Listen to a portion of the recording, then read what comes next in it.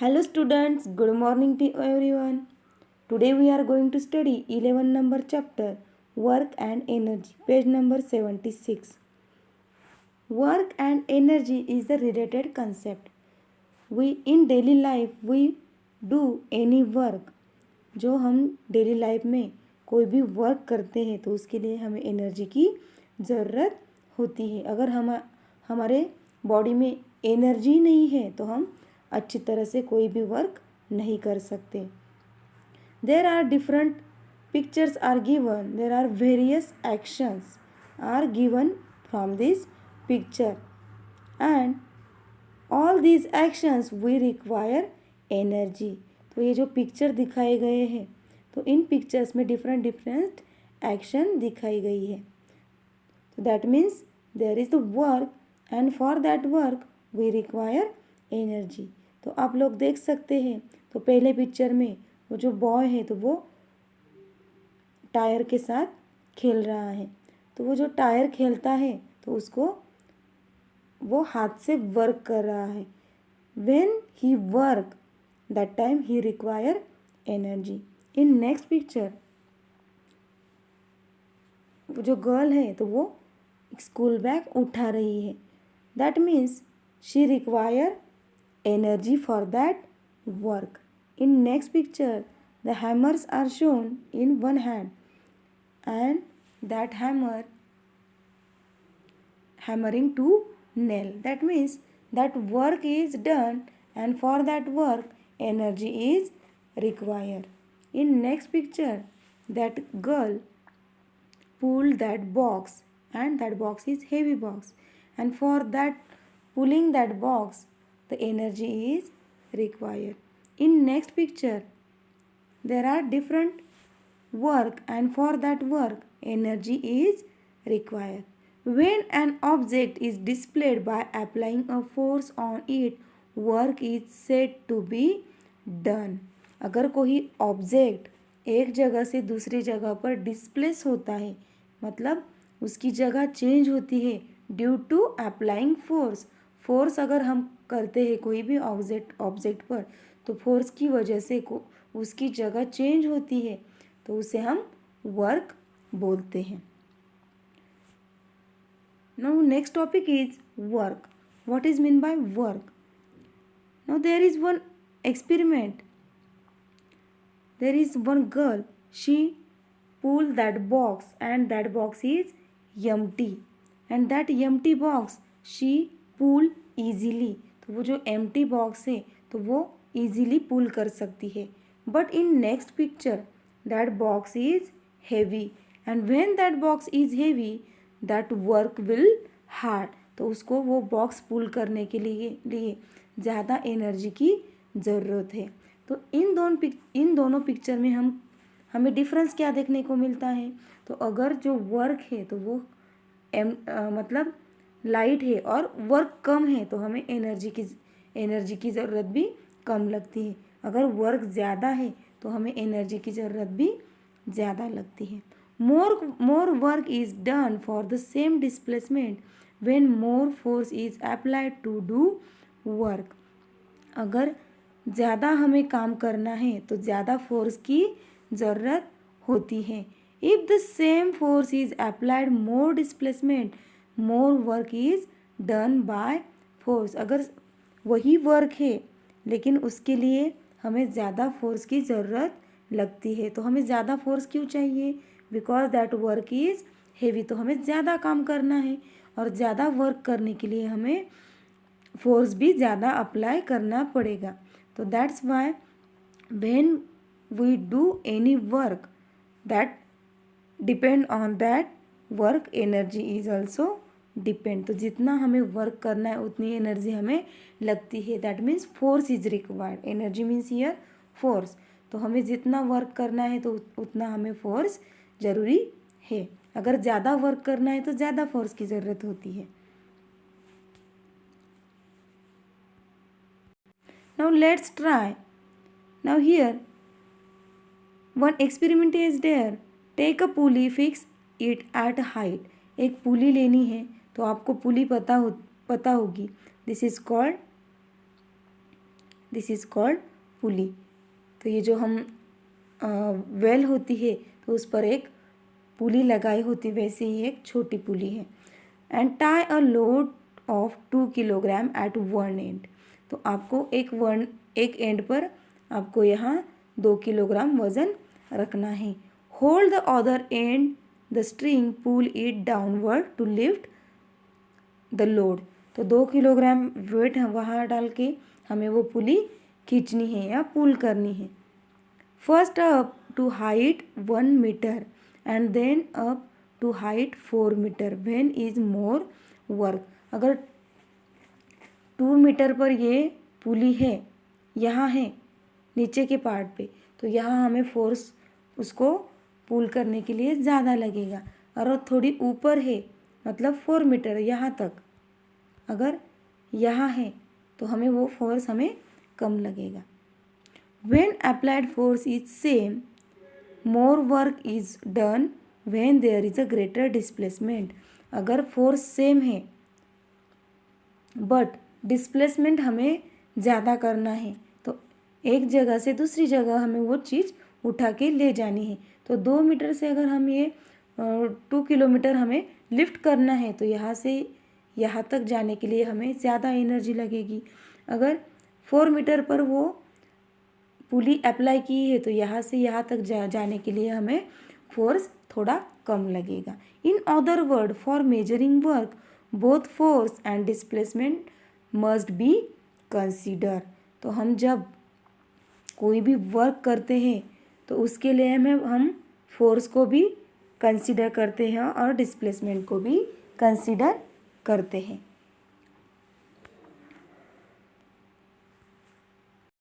Next topic is the relation between work and energy.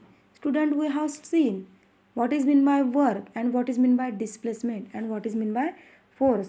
तो जो भी हम वर्क करते हैं तो उसके लिए हमें फोर्स की ज़रूरत पड़ती है, but when we do force on that work we require energy। तो कोई भी हम काम करते तो उसके लिए हमें फोर्स की ज़रूरत पड़ती है, और जो फोर्स हम लगाते हैं तो उसके लिए हमें एनर्जी की भी ज़रूरत होती है। तो वर्क एंड एनर्जी में क्या रिलेशन है तो वो हम पढ़ेंगे। Now here one boy pushing a car. तो यहाँ एक छोटा बच्चा है, वो कार को पुश कर रहा है। Work has been done because the force applied to the car has caused displacement. तो वो जो छोटा बच्चा है तो वो उस कार को पुश करता है, तो from one place to another place, that means displacement. When he do that work and do that force on that car, that means the work and force is done on that car. But जब work होता है, force होता है, उसके लिए उसको energy की भी ज़रूरत होती है। That means in other word the transformation of the boy's energy into work has taken place through applied force. अब जो छोटा बच्चा है तो वो उसके अंदर की एनर्जी एक वर्क में ट्रांसफ़र करता है, तो उसके अंदर जो एनर्जी होती है तो वो फोर्स करता है उस कार पर, और वो जो कार्स पर जब फोर्स करता है तो that cars is displace from one place to another place. तो वो जो कार है एक जगह से दूसरे जगह पर जाती है, तो that means force is applied. That means work, force and energy is depend to each other। तो अगर हम कोई भी काम करते हैं तो उसके लिए हमें फोर्स की ज़रूरत होती है। जब हम फोर्स लगाते हैं तो हमारे बॉडी में जो भी एनर्जी होती है तो वो फोर्स में ट्रांसफ़र होती है, और जो फोर्स है तो वो वर्क में ट्रांसफ़र होता है। That means that are the interrelated to each other. That means the capacity to do work is called energy. इसका क्या मतलब है, जो भी हम वर्क करते हैं उसमें जो भी हमें कैपेसिटी लगती है तो उसको हम एनर्जी बोलते हैं। This is the definition of energy. It is important, the capacity to do work is called energy.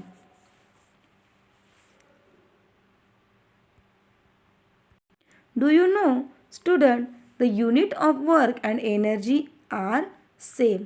जो भी वर्क और एनर्जी का जो यूनिट है तो वो सेम है। Work and energy are both measured in unit named as in joule. तो जो वर्क होता है वो भी जूल में मेजर करते हैं एसआई सिस्टम में। जो सिस्टम इंटरनेशनल यूनिट्स होते हैं तो उसमें भी जूल, जो एनर्जी है उसका यूनिट जूल है, और वर्क है तो उसका भी यूनिट जूल है, जो दोनों का ही same unit. Next topic is forms of energy. Now student, we have seen what is mean by energy. Energy means the work that we require energy. जो भी हम एनर्जी होती है तो उसको हम वर्क में कन्वर्ट करते हैं। तो जो एनर्जी होती है तो उसमें भी अलग अलग फॉर्म्स होते हैं, दैट मीन्स टाइप्स। तो first type of energy is the mechanical energy. Now student, we know what is mean by mechanical. Mechanical, that means any energy we used as from machine, that means mechanical energy. There are some experiments are given and pictures are also given, that boy stretching that rubber. In that, what will happen as a result of action in this picture? तो ये जो picture दिखते हैं तो इसमें अभी जो rubber है तो इसमें एक पोटेंशियल एनर्जी होती है। Potential energy means store energy. तो उस रबर के अंदर एक स्टोर एनर्जी होती है, उसे हम पोटेंशियल एनर्जी बोलते हैं। जब हम वो रबर स्ट्रेच करते हैं, सो स्ट्रेच करने के बाद उसमें कौन सी एनर्जी आ जाती है? काइनेटिक एनर्जी आ जाती है। तो वो जो एनर्जी है तो वो क्या करती है? एक वर्क करती है। तो उसे हम बोलते हैं that energy is transformed from one form to another form. Now we discuss summary. The rubber band is released after it stretching. तो ये जो रबर बैंड है तो वो कैसे दिखता है, उसकी साइज़ कैसी होती है? स्ट्रेचिंग के पहले वो उसके जो बेल्ट होते हैं वो ब्रॉड दिखते हैं। जब वो हम स्ट्रेच करते हैं तो उसके बेल्ट थोड़े बड़े हो जाते हैं। ये जो रबर बैंड दिखता है तो वो अगर हम स्ट्रेच करते हैं, स्ट्रेच करने के बाद वो उसके ओरिजिनल कंडीशन में आता है। Next, a stone is held in the rubber of a catapult. The rubber is stretch and release. अब जो ये कैटापुल्ट है हम मराठी में उसको गल्लोर बोलते हैं। तो ये जो कैटापुल्ट है तो उस पर हम स्टोन रखते हैं और वो रबर को स्ट्रेच करते हैं। After that it released and after that it works. तो हम फोर्स लगाते हैं, उसके बाद वो वर्क करता है। That means in both object, ये जो दोनों ऑब्जेक्ट हैं, दोनों ऑब्जेक्ट, तो उसमें कौन सी एनर्जी पाई जाती है?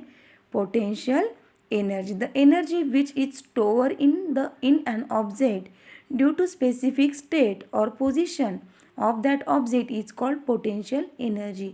अब जो रबर है और स्टोन है और इसमें भी रबर यूज़ किया है, तो इन दोनों में उस ऑब्जेक्ट की वजह से उस पर उसके स्पेसिफिक स्टेट की वजह से, that means that is solid state, और पोजीशन की वजह से, ऑब्जेक्ट की पोजीशन की वजह से उसमें जो एनर्जी स्टोर होती है that is called potential energy, that means store energy. तो इन दोनों में कौन सी एनर्जी पाई जाती है? पोटेंशियल एनर्जी पाई जाती है।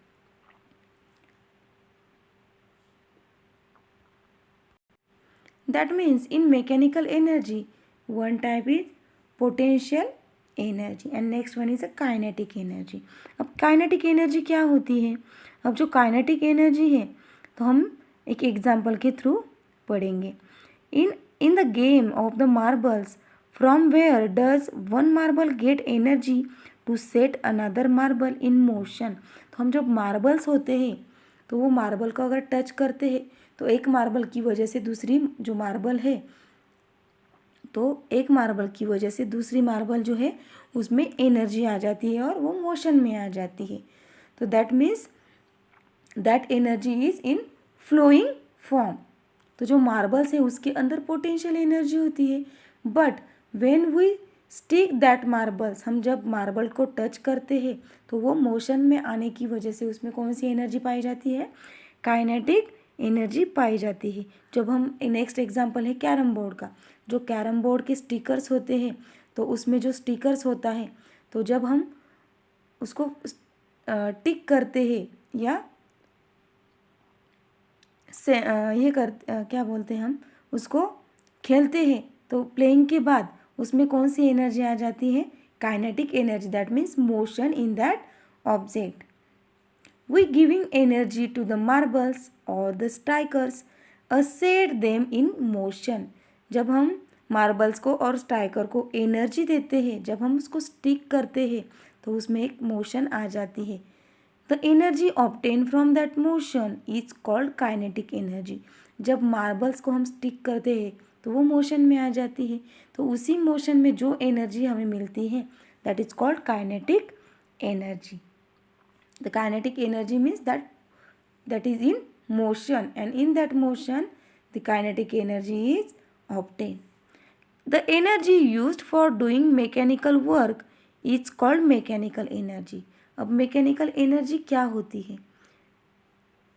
जो भी एनर्जी हम मैकेनिकल वर्क के लिए यूज़ करते हैं तो उसको हम मैकेनिकल एनर्जी बोलते हैं. अगर कोई मशीन से उसको हम रिपेयर करते हैं या कोई उस पर कोई वर्क करते हैं तो उसको हम मैकेनिकल एनर्जी बोलते हैं. There are two types of mechanical energy.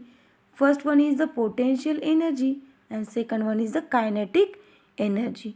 Potential energy is obtain due to position and kinetic energy is obtain by motion. अब जो पोटेंशियल एनर्जी होती है तो पोजिशन की वजह से पाई जाती है.